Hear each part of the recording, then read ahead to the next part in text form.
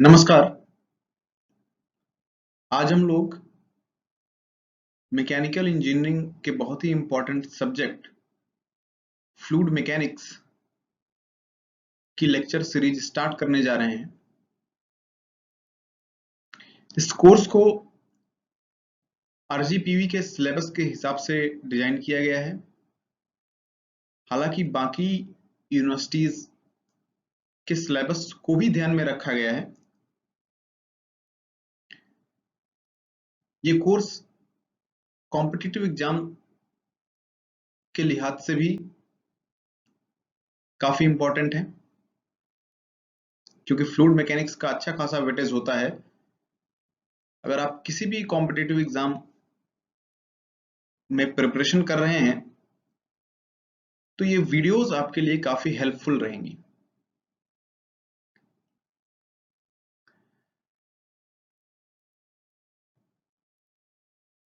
तो अपन समय न व्यर्थ करते हुए कोर्स स्टार्ट करते हैं। सबसे पहला जो सवाल आता है, कोई भी सब्जेक्ट अगर हम पढ़ने जा रहे हैं तो फर्स्ट क्वेश्चन जो कि हमारे दिमाग में आता है वो है कि हम ये कोर्स क्यों पढ़ रहे हैं, यानी फ्लूइड मैकेनिक्स अगर हम पढ़ रहे हैं तो क्यों पढ़ रहे हैं। दूसरा, फ्लूइड मैकेनिक्स है क्या,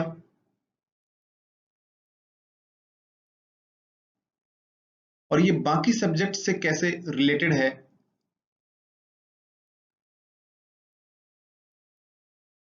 इस तरह के जो है क्वेश्चंस हमारे दिमाग में उठते हैं।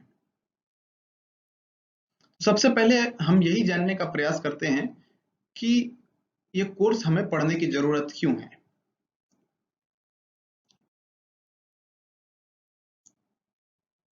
अगर हम गौर करें, सबसे पहले अपनी बॉडी से ही स्टार्ट करते हैं, तो हमारी बॉडी के चारों तरफ फ्लूइड है। बॉडी के चारों तरफ फ्लूइड है, एयर। हमारी बॉडी यानी कि पूरी की पूरी फ्लूइड में ही डूबी हुई है। फिर बॉडी के अंदर की बात करें तो हमारे सिस्टम में सर्कुलेटरी सिस्टम की अगर हम बात करें तो जो हमारा हार्ट है वो लगातार ब्लड को पंप करता रहता है, तो ब्लड भी एक फ्लूइड हो गया। पंप एक डिवाइस हो गई जिससे हम ब्लड को अपने पूरे पार्ट्स में भेज पाते हैं वाया आर्टरीज एंड वेन्स। एक और बहुत ही इंपॉर्टेंट पार्ट है बॉडी में, दैट इज लंग्स। जो हम ब्रीदिंग करते हैं, breathe in and breathe out, तो आपकी लंग कैपेसिटी के ऊपर डिपेंड करता है। फिर इसकी इंटरलिंकिंग भी है कि भाई जो बॉडी में CO2 बनती है वो ब्लड कैरी करके ले आता है हार्ट तक, हार्ट से वो पहुंचता है लंग्स में, और वहां से CO2 जो है बाहर निकल जाती है बॉडी के। जबकि जो फ्रेश ऑक्सीजन हम लेते हैं, इनहेल करते हैं, वो जाके ब्लड में घुल जाती है और फिर ब्लड ऑक्सीजन लेके जाता है बाकी के पूरे पार्ट्स में बॉडी में, क्योंकि हमारे बॉडी के हर एक सेल को ऑक्सीजन की जरूरत है।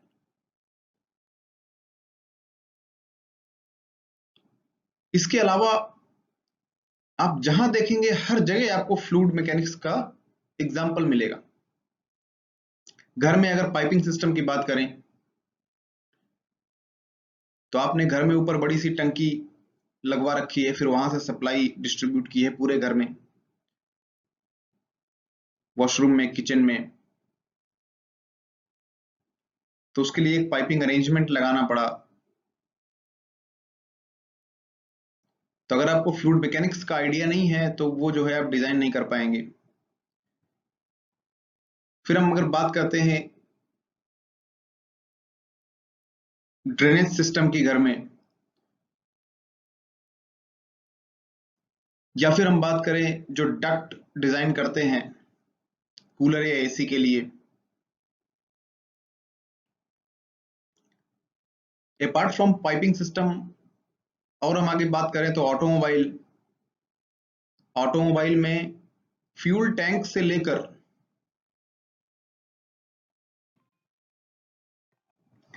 तो ऑटोमोबाइल की बात करें तो फ्यूल टैंक से लेकर जो हमारा इंजन सिलेंडर है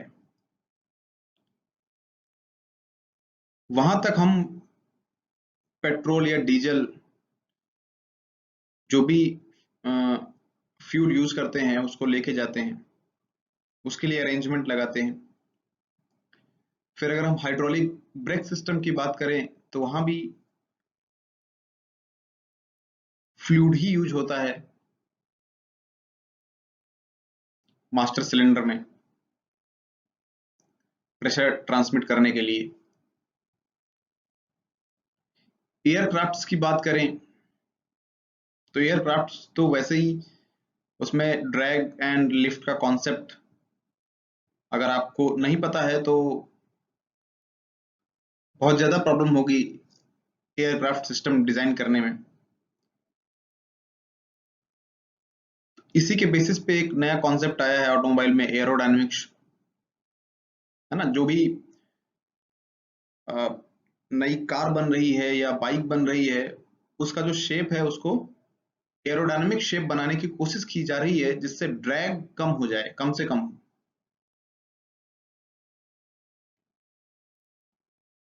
और गाड़ी जो है जमीन से चिपक के चले।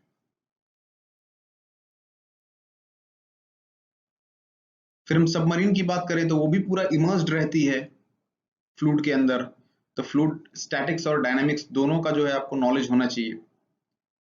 ऐसे शिप्स की बात करें तो वो भी जो है एक फ्लूइड के ऊपर ही फ्लोट करती है। फिर हम बात करें नेचुरल फ्लोज की,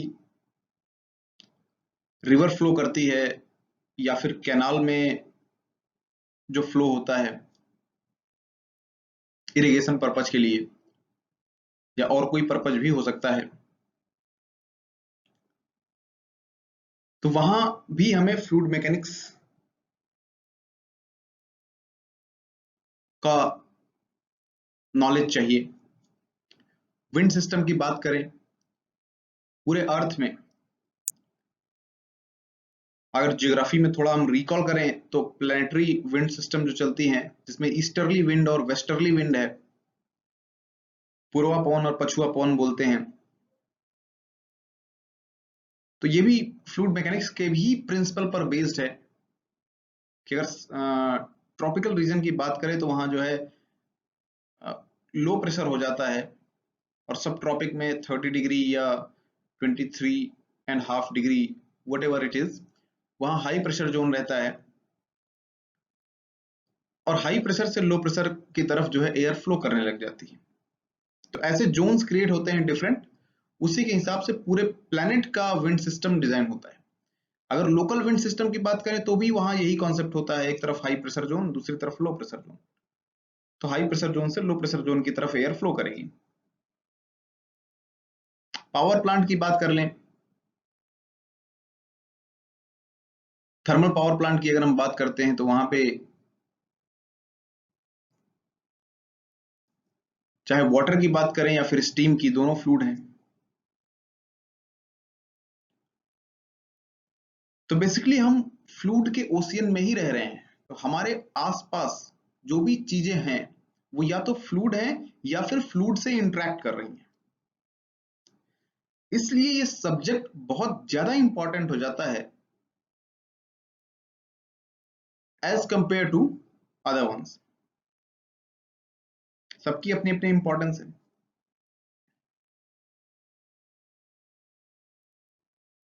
तो इसलिए ये पढ़ना हमें जरूरी है। अब हम आगे बढ़ते हैं कि फ्लूइड मैकेनिक्स क्या है। तो जैसा हमको पता है कि मैकेनिक्स क्या होती है, बहुत ही जनरलाइज्ड वे में बात करें तो किसी भी बॉडी का मोशन में या फिर रेस्ट में स्टडी करना under the influence of forces mechanics कहलाता है। यानी जब किसी बॉडी में फोर्स लगाए गए हों तो या तो मोशन में होगी या फिर रेस्ट में होगी, उस समय उसकी स्टडी करना मैकेनिक्स कहलाती है। तो अगर मोशन में होगी तो उसको डायनामिक्स कहते हैं और रेस्ट में होगी तो स्टैटिक्स बोलते हैं। तो सिमिलर वे में फ्लूइड मैकेनिक्स है कि भाई फ्लूइड की स्टडी करना, फ्लूइड के बिहेवियर की स्टडी करना, जबकि फ्लूइड मोशन में हो या फिर रेस्ट में हो, ठीक है, या फ्लूइड के बिहेवियर की स्टडी करना जबकि उसका किसी सॉलिड या किसी फ्लूइड के साथ ही इंटरेक्शन हो रहा, उसका बाउंड्री इंटरेक्शन हो रहा, तो इसको हम क्या कहते हैं, फ्लूइड मैकेनिक्स। अगर फ्लूइड की स्टडी कर रहे हैं अंडर रेस्ट तो वो फ्लूइड स्टैटिक्स कहलाती है, और जब फ्लूइड मोशन में होगा उस समय उसकी स्टडी करेंगे तो क्या कहलाएगी, फ्लूइड डायनामिक्स। या फिर यूं कहें कि सारी चीजें फ्लूइड डायनामिक्स ही हैं, और फ्लूइड स्टैटिक्स को हम ऐसे परिभाषित कर सकते हैं कि fluid dynamics at zero motion condition या नो मोशन कंडीशन, जबकि फ्लूइड मोशन में ना हो उस समय अगर कहें कि हम फ्लूइड डायनामिक्स की स्टडी कर रहे हैं तो वो फ्लूइड स्टैटिक्स ही हुआ। अब हम बात करते हैं कि फ्लूइड होता क्या है।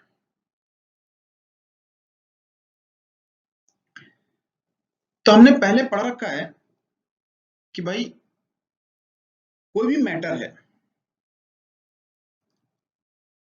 वो हमने मैटर की 3 फेजेस पढ़ी। पहली फेज है सॉलिड, दूसरी है लिक्विड, और तीसरी है गैस।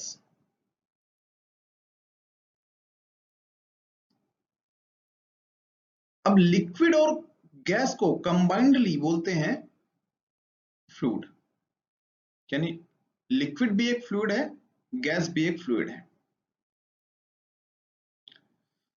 तो अगर हम सॉलिड और फ्लूइड के बीच में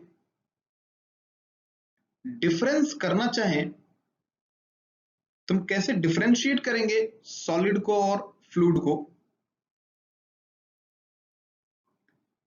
ये हम नेक्स्ट स्लाइड में देखेंगे। उससे पहले फ्लूइड की जो है डेफिनेशन लिखी हुई है, एक बार रीड कर लेते हैं फिर समझते हैं कि कहना क्या चाहते हैं। A fluid is a substance which deforms continuously under the action of shear force, no matter how small.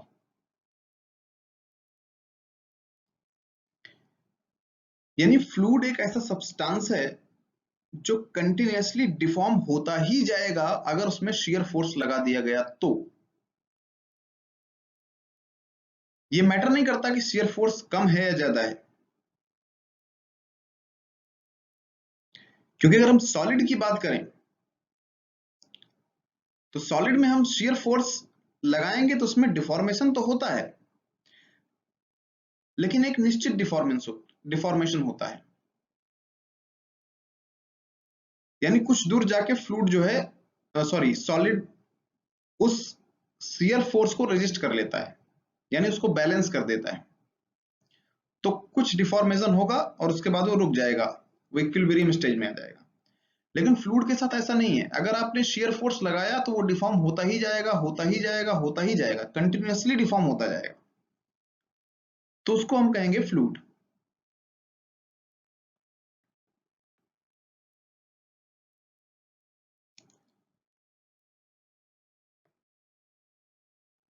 Now solid, जैसा कि मैंने बताया कि shear फोर्स को रेजिस्ट कर सकता है बाय स्टैटिक डिफॉर्मेशन, और जो फ्लूइड है वो नहीं कर सकता। ठीक है, तो लेट्स सी कि भाई अगर हमारे पास एक सॉलिड ब्लॉक है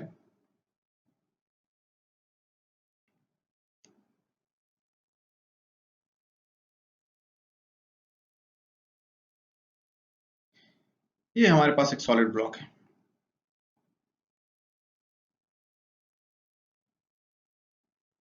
यहां हमने इसमें फोर्स लगाया F, shear फोर्स। तो इसमें क्या होगा, डिफ्लेक्शन होगा। ये कुछ इस तरह की शेप का हो जाएगा।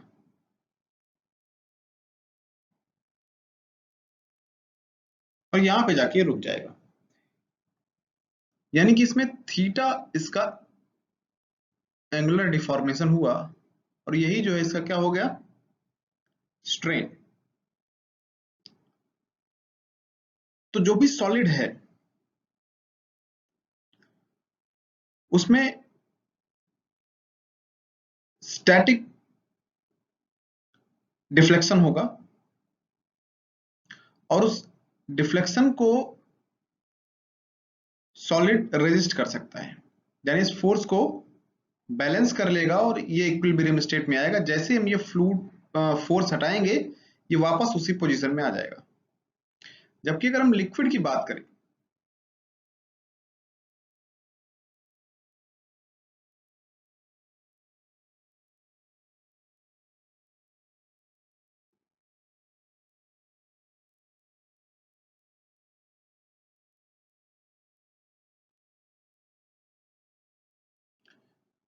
लेट्स सपोज कि हमारे पास लिक्विड है और हमने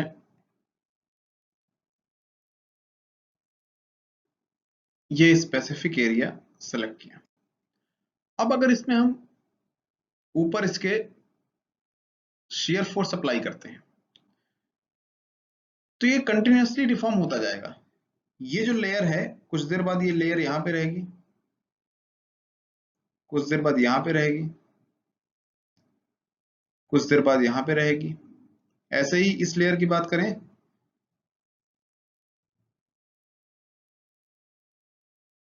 तो आगे लगातार बढ़ती चली जाएगी।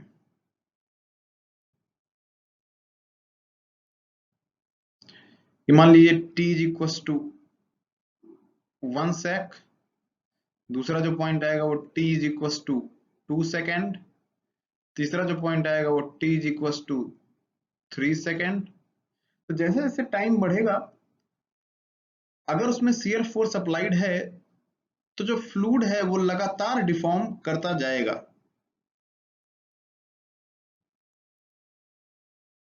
लेकिन इसमें भी एक रिस्ट्रिक्शन होती है। जैसे हमने फोर्स अगर F लगाया है तो ऐसा नहीं कि उसकी स्पीड बढ़ती चली जाएगी, लगातार वेलोसिटी उसका बढ़ता चला जाएगा, नहीं। उसमें भी एक कांस्टेंट स्ट्रेन रेट डेवलप होगा।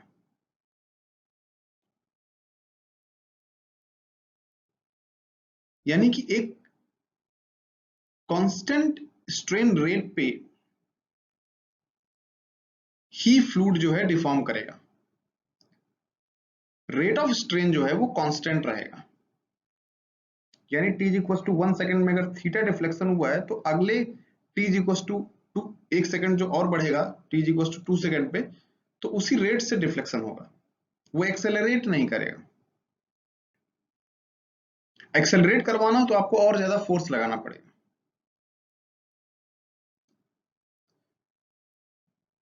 तो यानी कि यहां भी एक रेजिस्टिव नेचर का फोर्स आया। हालांकि उसने कंप्लीटली रेजिस्ट नहीं किया है, लेकिन फिर भी उसने रेजिस्ट किया। ठीक है, इसी के कारण जो है एक कांस्टेंट स्ट्रेन रेट आया उसमें। इसके बारे में हम जब विस्कोसिटी पढ़ेंगे तो चर्चा करेंगे डिटेल में। तो अगर हम सॉलिड और फ्लूइड के बीच में डिफरेंस देखना चाहते हैं तो बिल्कुल सिंपल है कि भाई solid under the action of shear forces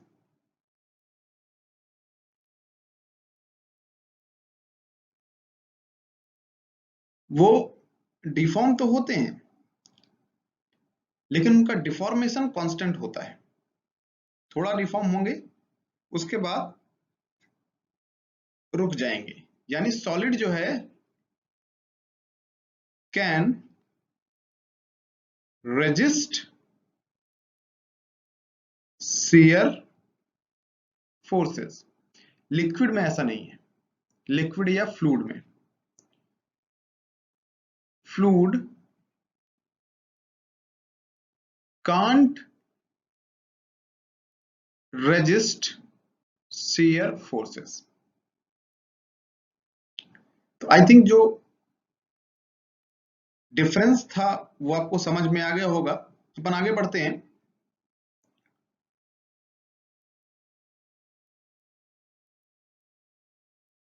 solid, liquid और गैस को हमने जो डिफरेंशिएट किया है, तो सॉलिड और लिक्विड की अगर हम बात करें तो जो मॉलिक्यूल्स होते हैं उनमें पास पास होते हैं, लेकिन जो गैस है उसमें मॉलिक्यूल्स काफी दूर होते हैं। तो एक बिहेवियर एनालिसिस करना चाहें तो भाई सॉलिड के मॉलिक्यूल सबसे पास होते हैं,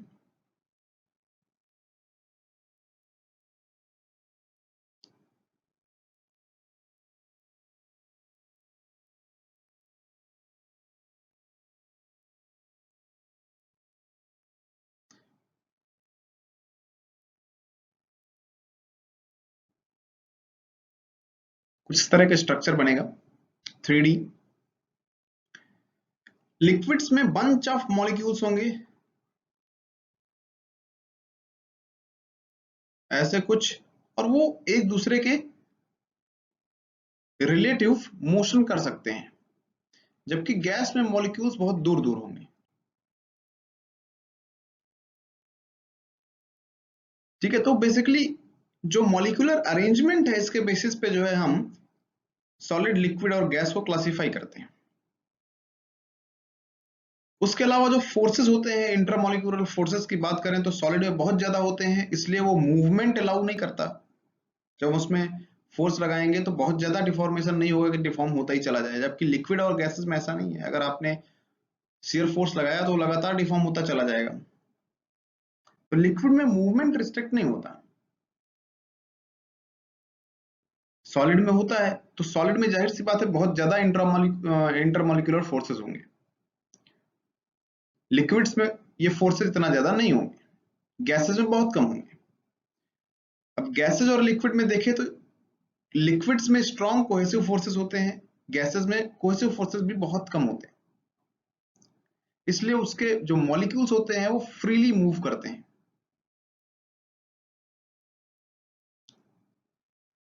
और स्ट्रॉन्ग कोहेसिव फोर्सेस के कारण ही जो लिक्विड का वॉल्यूम होता है वो कांस्टेंट होता है। ठीक है, इसीलिए वो कंटेनर का शेप ले लेता है जिस कंटेनर में भरा जाता है, और ऊपर एक फ्री सरफेस डेवलप हो जाता है। और गैसेस में कभी फ्री सरफेस नहीं डेवलप होता। उसका रीजन यही है कि उसमें मॉलिक्यूलर फोर्सेस बिल्कुल बहुत कम होते हैं, यानी कोहेसिव फोर्सेस बहुत कम होते हैं, तो इसलिए फ्री सरफेस कभी भी गैस में डेवलप नहीं होता।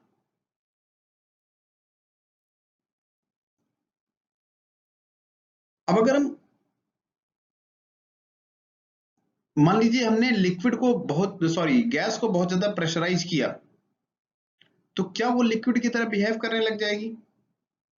हाँ, ऐसा हो सकता है ना। गैस को आप प्रेशराइज करते जाएं तो उसके मॉलिक्यूल्स पास आते जाएंगे, तो वो इतने पास आ जाएंगे कि आप रियलाइज ही नहीं कर पाएंगे कि वो लिक्विड है कि गैस है। और ऐसी कंडीशंस हमने जो है, अगर थर्मोडायनेमिक्स पढ़ा हुआ है तो वहां पे देखी होगी। ऐसा एक डायग्राम देखा होगा, ये एक पॉइंट होता है जिसको बोलते हैं हम क्रिटिकल पॉइंट,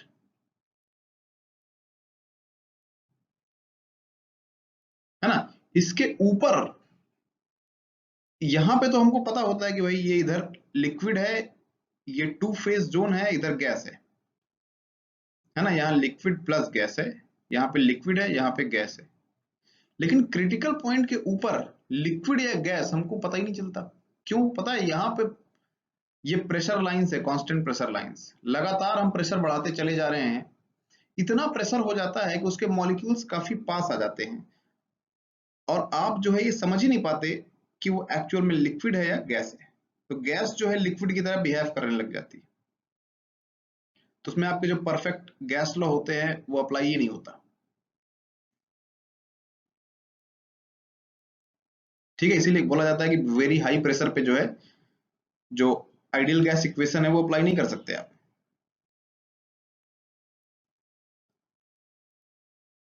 ऐसे ही अगर हम लिक्विड को इतना प्रेशराइज कर दें तो हो सकता है वो सॉलिड की तरह भी बिहेव करने लग जाए। इसका एग्जांपल आपको पता है, अर्थ का कोर, वहां कुछ ऐसा ही होता है।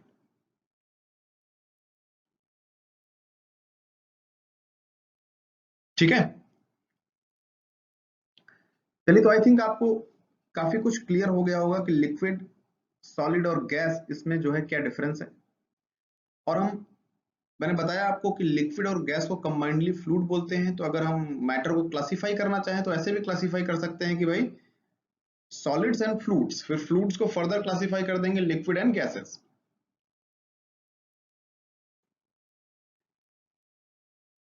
आगे बढ़ते हैं हम,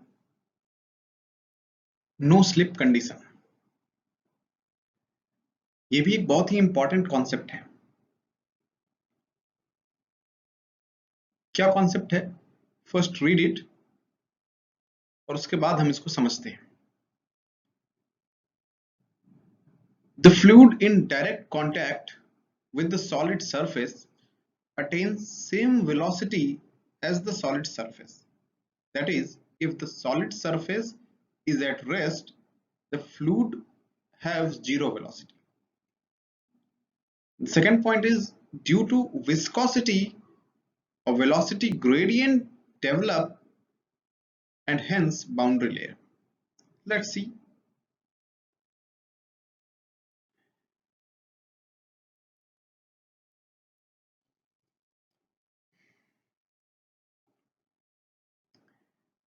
नो स्लिप कंडीशन में उन्होंने कहा कि अगर जो फ्लूइड है वो किसी सरफेस के कांटेक्ट में आता है तो जो सरफेस की वेलोसिटी है वो उसी को अटेन कर लेता है और इसी को हम कहते हैं नो स्लिप कंडीशन। मान लीजिए इधर से फ्लूइड कोई फ्लो कर रहा है, तो ये आया, इसकी वेलोसिटी थी यहाँ पे v। जब यहाँ पे आएगा तो इसमें कुछ इस तरह की प्रोफाइल डेवलप होगी।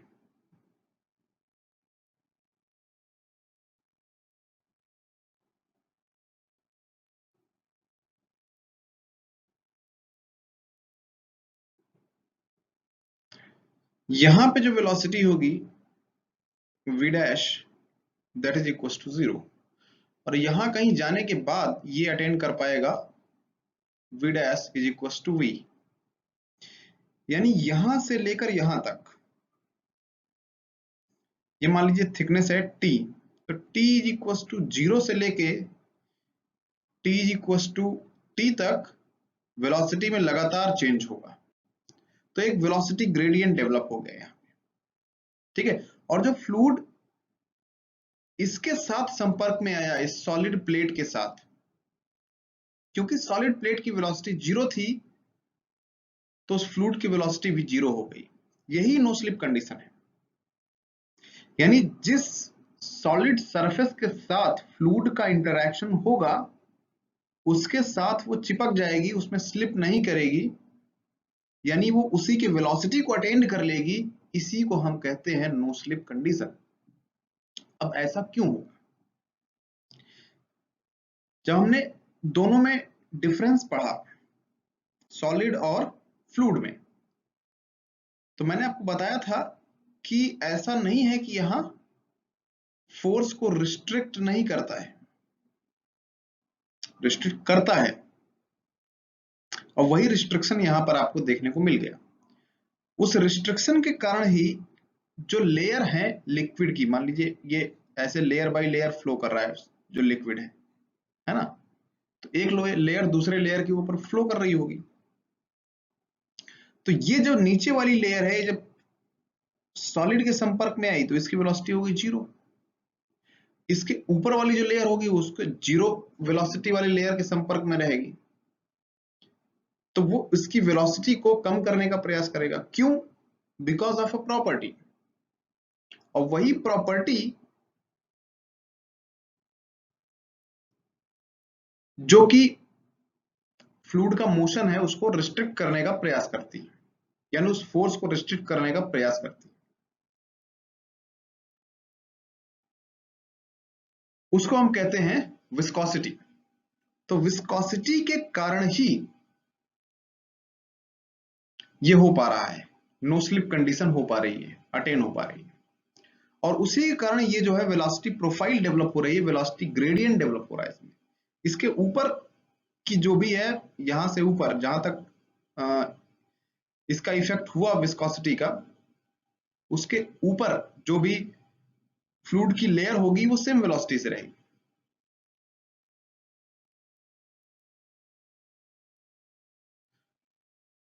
तो जहां तक विस्कोसिटी का इफेक्ट होता है उस रीजन को हम बोलते हैं बाउंड्री लेयर, यानी जो सॉलिड सरफेस जहां पे फ्लूइड कांटेक्ट कर रहा है उसके बहुत पास के रीजन को हम बोलते हैं बाउंड्री लेयर, जहां तक विस्कोसिटी का इफेक्ट होता है। विस्कोसिटी का इफेक्ट यहां से स्टार्ट हुआ और यहां समाप्त हो गया, क्योंकि इसके बाद की फिर वेलोसिटी यही है जो कि वेलोसिटी एक्चुअल में थी, और उसके ऊपर फिर वेलोसिटी सिमिलर रहेगी। तो यहां तक वेलोसिटी में वेरिएशन हुआ, and that variation is because of a property which is known as viscosity, जिसका हम फर्दर डिस्कशन करेंगे आगे, जिसके कारण जो है वेलोसिटी ग्रेडियंट डेवलप हो रहा है, जिसके कारण एक कांस्टेंट स्ट्रेन रेट डेवलप हो रहा है, जिसके कारण फ्लूइड में रिस्ट्रिक्शन लग रहा है, फ्लूइड फ्लो करने में प्रॉब्लम आ रही है। उस प्रॉपर्टी का नाम है विस्कोसिटी। उसका डिस्कशन हम आगे करेंगे। तो नो स्लिप कंडीशन आपको समझ में आ गई होगी। नो स्लिप कंडीशन क्या है कि जिस भी सॉलिड सरफेस के साथ फ्लूइड का इंटरेक्शन होगा, तो जो लेयर सॉलिड के कांटेक्ट में होगी फ्लूइड की, उस लेयर की वेलोसिटी वही होगी जो सॉलिड सरफेस की वेलोसिटी होगी। मान लीजिए ये प्लेट, जैसे यहां हमने अभी इसको स्टेशनरी मान लिया है प्लेट को, और ये प्लेट मान लीजिए मूविंग होती है ना, इसकी वेलोसिटी होती v is equal to u। उस समय अगर कोई फ्लूइड इसके संपर्क में आता, तो जो ऊपर फ्लूइड की लेयर बनेगी उसकी वेलोसिटी भी होगी u। ठीक है, यानी फ्लूइड की लेयर वही वेलोसिटी अटेन करेगी जो सॉलिड सरफेस की होगी। तो उन दोनों के बीच में कोई स्लिप नहीं रहेगा, यानी उसमें चिपक जाएगी। इसको कहते हैं नो स्लिप कंडीशन। और वो होगा विस्कोसिटी के कारण, और इसी विस्कोसिटी के कारण जो है बाउंड्री लेयर डेवलप होती है।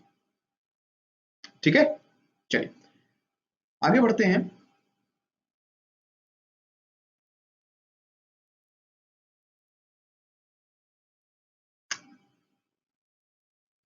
कंटिन्यूअम बहुत ही इंपॉर्टेंट कॉन्सेप्ट है ये भी।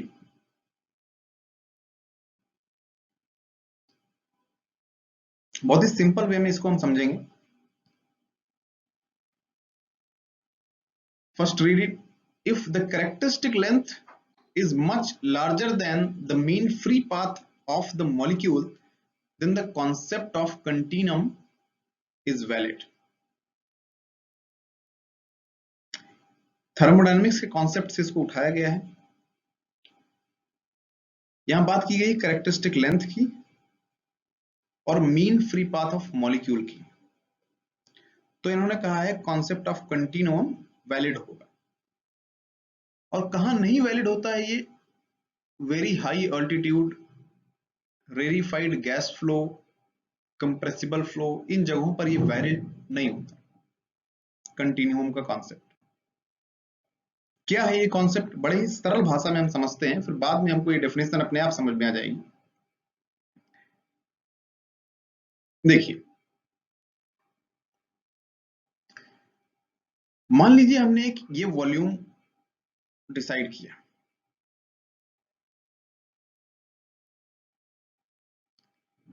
कंटिन्यूम का पहले मतलब समझ लीजिए। मतलब है अगर हम उसका डायरेक्ट मीनिंग निकालना चाहे तो उसका मतलब होता है कंटिन्यूअस मीडियम। कंटिन्यूअम मतलब कंटिन्यूअस मीडियम, जहां हम मीडियम को कंटिन्यूअस मान सकें। तो मैंने माना ये एक वॉल्यूम छोटा सा। अब इस छोटे से वॉल्यूम में फ्लूइड की हम बात करते हैं। तो आपको पता है कि फ्लूइड के मॉलिक्यूल का साइज जो है बहुत छोटा होता है, तो इसमें बहुत सारे फ्लूइड के मॉलिक्यूल्स होंगे।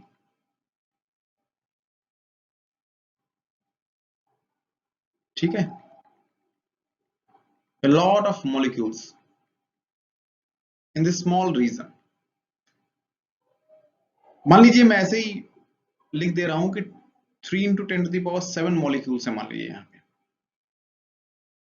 अब आपको पता है कि जो फ्लूइड के मॉलिक्यूल्स हैं वो कंटिन्यूअस मोशन में होते हैं, है ना, उनके बीच में रिलेटिव मोशन पॉसिबल है, वो फिक्स नहीं होते कहीं। तो इधर से कुछ फ्लूइड एंटर कर रहा होगा, इधर से कुछ निकल रहा होगा। तो मान लीजिए इसमें से 1000 मॉलिक्यूल्स निकल गए, 200 मॉलिक्यूल्स की एंट्री हो गई, तो भी इस संख्या में बहुत ज्यादा परिवर्तन नहीं आएगा। तो अगर हम यहां से डेंसिटी डिफाइन करना चाहें, ठीक है, रो से डिनोट करते हैं। आपको पता है क्या होता है? Mass upon volume. ठीक है, तो मास में बहुत ज्यादा परिवर्तन नहीं आया क्योंकि बहुत ज्यादा मॉलिक्यूल्स की जो संख्या है वो इतनी ज्यादा है कि अगर उससे 100-200 मॉलिक्यूल्स इधर उधर हो रहे हैं तो हमको इसमें बहुत ज्यादा चेंज नहीं आएगा। तो जो डेंसिटी है वो लगभग कांस्टेंट सी दिखेगी। एक्चुअल में वो कांस्टेंट नहीं है, उसमें वेरिएशन है, लेकिन वो कांस्टेंट दिख रही है हमको। यही अगर हमने जो वॉल्यूम लिया वो इसका बहुत छोटा सा पार्ट लिया, एकदम छोटा सा, इसको हमने इंटेंसिफाई किया इस रीजन को, तो ये बड़ा हो गया। अब इसमें अगर हम बात करें तो इसमें काफी कम मॉलिक्यूल्स होंगे। तो मान लीजिए इसमें 100 मॉलिक्यूल्स हैं। अब इधर से एंट्री हुई 50 मॉलिक्यूल्स की, इधर एग्जिट हो, क्योंकि लगातार जो है उसमें परिवर्तन जारी रहेगा। एग्जिट हो गए इधर 80 मॉलिक्यूल्स। ठीक है, तो पहले जो डेंसिटी डिफाइंड होगी वो 100 मॉलिक्यूल्स के हिसाब से हुई। बाद में इसमें क्या हुआ कि 80 मॉलिक्यूल्स एंड 50 मॉलिक्यूल्स, 80 मॉलिक्यूल्स निकल गए एंड 50 मॉलिक्यूल्स की एंट्री हुई तो 70 मॉलिक्यूल्स हो गए। तो अब अगर इसमें डेंसिटी को हम डिफाइन करेंगे तो वेरिएशन काफी ज्यादा दिखाई देगा, यानी अब हम डेंसिटी को कंटिन्यूअस फंक्शन नहीं मान पाएंगे।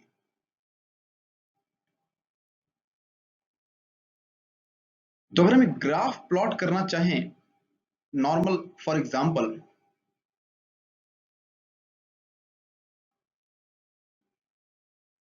तो ये मान लीजिए वॉल्यूम की जो है एक लिमिटिंग वैल्यू है 10⁻⁹। ठीक है,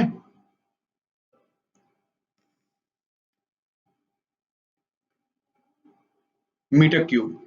लेट सपोज कि ये एक लिमिटिंग वैल्यू हो, तो इसको अपन डेल्टा वी स्टार या स्ट्रिक कुछ भी लिख सकते हैं। इसके पहले जो है इसमें वेरिएशन है, ये डेंसिटी है, ठीक है, रो, डी रो लिख सकते हैं, ये डेंसिटी है, तो इसमें अच्छा खासा वेरिएशन है।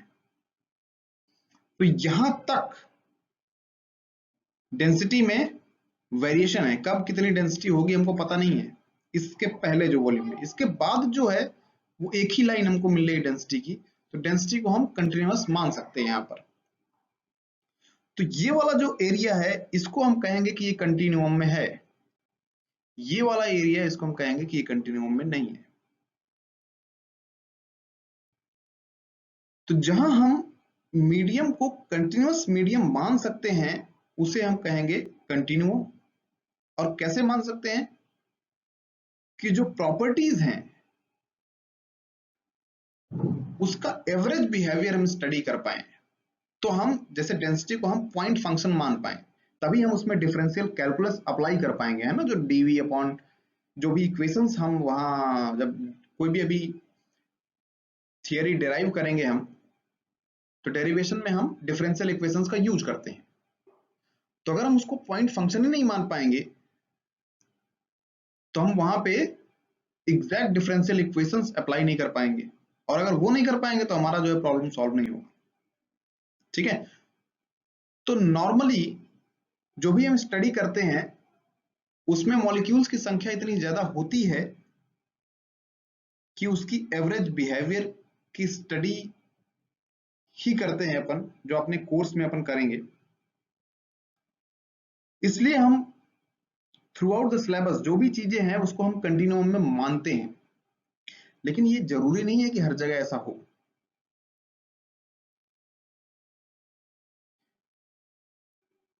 ठीक है, कंटिन्यूम वैलिड हो हर जगह ये जरूरी नहीं है। जैसे अगर हम रेरिफाइड गैस फ्लो की बात करें, तो रेरिफाइड गैस फ्लो में क्या होता है, गैस के मॉलिक्यूल्स बहुत दूर दूर होते हैं। तो वहां मान लीजिए आपने एक वॉल्यूम सेलेक्ट किया, तो जो मॉलिक्यूल्स में वेरिएशन है वो इतना होता है कि उसमें डेंसिटी में वेरिएशन आपको दिख रहा होता है। तो वहां आप कंटिन्यूअस मीडियम वाला अप्रोच अप्लाई नहीं कर पाएंगे, यानी कंटिन्यूम का कॉन्सेप्ट जो है वैलिड नहीं होगा वहां पे। तो वहां के लिए फिर हमको अलग से स्टडी करनी पड़ेगी। ठीक है, मॉलिक्यूलर लेवल में जाके।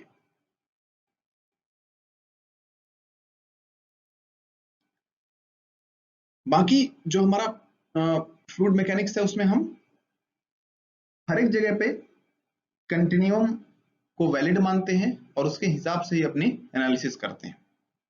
ठीक है, थर्मोडायनेमिक्स में जाएंगे तो थोड़ा और डीप है कि एक नुडसन नंबर मानते हैं और फिर हम उसके बेसिस पे जो है डेंसिटी के वेरिएशन को प्रेडिक्ट करते हैं, और उसके हिसाब से हम कहते हैं कि फ्लूइड कंटिन्यूम में है या नहीं है। तो आई थिंक आपको ये चीज समझ में आ गई होगी कि एक्चुअली में कंटिन्यूम का मतलब क्या है। ठीक है, तो आज के लिए बस इतना ही, बाकी की चीजें अपन नेक्स्ट टर्म पे सीखेंगे। जो भी चीजें यहाँ पढ़ाई जा रही हैं उसको आप समझिए। आपको अगर कोई प्रॉब्लम है तो आप कमेंट सेक्शन पे लिख सकते हैं, जो भी कंफ्यूजन है आपके। समय मिलेगा तो उसको जरूर सॉल्व किया जाएगा। Thank you.